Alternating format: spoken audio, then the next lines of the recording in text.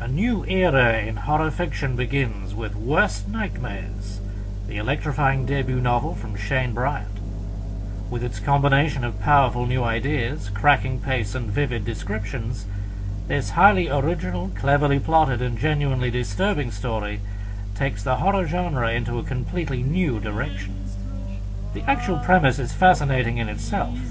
A best-selling author suffering from writer's block receives an unsolicited diary, a different kind of diary, which introduces the Dream Healer, a sadistic killer who lures his victims to a variety of terrible deaths via his website. By methods inventive and alarming, the Dream Healer seduces his victims into revealing their innermost fears, and then manifests those same nightmares upon them. Realizing the diary's huge commercial potential, the author, Dermot Nolan, begins a dark quest to research the individual stories, only to discover that both the killings and the killer are only too real.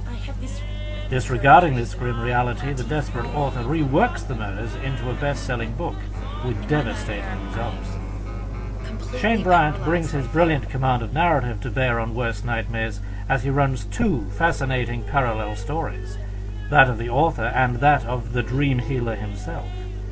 Through the figure of Dermot, Shane Bryant shows the joys and frustrations the writer experiences, the creative blocks, the nagging doubts, the high-pressure publishers, and the prescient threats of marital and financial ruin. Meanwhile, in a style reminiscent of the classic Amicus films of the 1970s, Shane Bryant's Dream Healer goes about his grisly business in a series of sharply drawn alternating chapters. In each murder, we meet the individual victims, each given an arresting tag name: Bug Girl, Stakes Couple, Mouth Maiden, Wheelchair Wanda, and so on. The actual nature of their respective deaths is powerfully conveyed in Shane Bryant's arresting prose.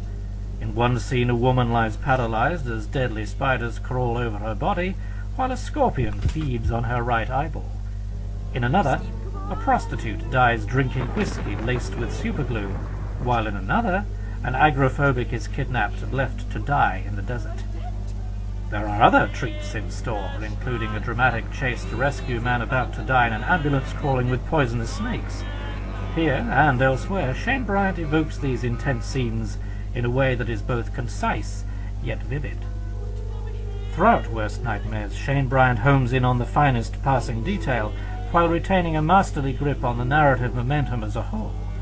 Indeed, the various horrific happenings are part of an overall plot that is simultaneously intricate, subtle, and honeycombed with unexpected twists and turns.